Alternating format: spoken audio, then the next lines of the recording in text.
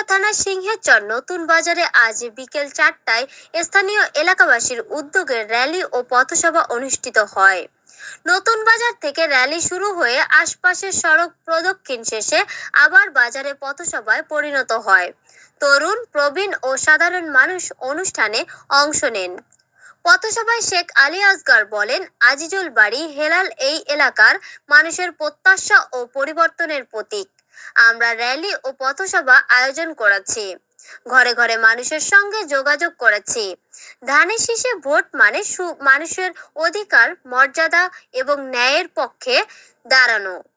তার জয়লাভে এলাকায় উন্নয়ন, নদী ভাঙন প্রতিরোধ, কর্মসংস্থান বৃদ্ধি এবং কৃষকের সহায়তা কার্যকর হবে। এলাকাবাসী বলেন, আমরা ধানের শীষে ভোট দিয়ে আজিজুল বাড়ি হেলালকে জয়যুক্ত করতে চাই। তিনি জয়ী হলে এলাকায় উন্নয়ন ও মানুষের কল্যাণ নিশ্চিত হবে। এবার আমরা ভোট দিয়ে তার পাশে দাঁড়াবো। পথসভা শেষে উপস্থিত জনগণ ধানের শীষকে বিজয়ী করার অঙ্গীকার করেন।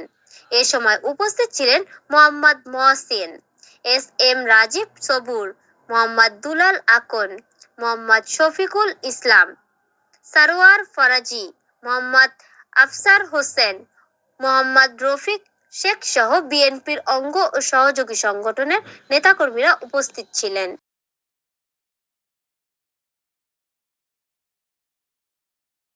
প্রিয় এলাকাবাসী, আপনারা যারা দেখছেন সবাইকে শুভেচ্ছা অভিনন্দন।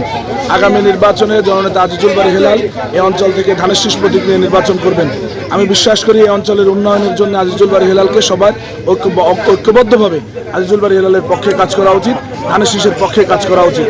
এই অঞ্চলের উন্নয়নের একমাত্র উপকার, এই অঞ্চলের উন্নয়নের যে দৃশ্য আমরা দেখতে চাই সেটা আজিজুল বাড়ি হেলালের মাধ্যমে সম্ভব। আমরা বিশ্বাস করি আজিজুল বাড়ি হেলাল নির্বাচিত হলে আগামী দিন এই অঞ্চল উন্নয়নের সাগরে ভাসবে। ধন্যবাদ সবাইকে। ভোট দেব কিসে?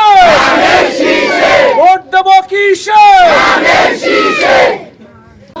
জনাব আজিজুল বাড়ি হেলালের পক্ষ থেকে আজকের এই গণমিছিলে এবং প্রচার লিফলেট বিতরণ অনুষ্ঠানে যারা অংশগ্রহণ করেছেন সবাইকে শুভেচ্ছা অভিনন্দন জানাচ্ছি।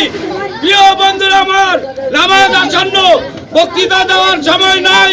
আগামী দিন যে ভোট যুদ্ধ আগামী ফেব্রুয়ারিতে, সেই ভোট যুদ্ধে আপনারা সবাই আজিজুল বাড়ি হেলালের একজন সৈনিক হিসেবে অংশগ্রহণ করবেন।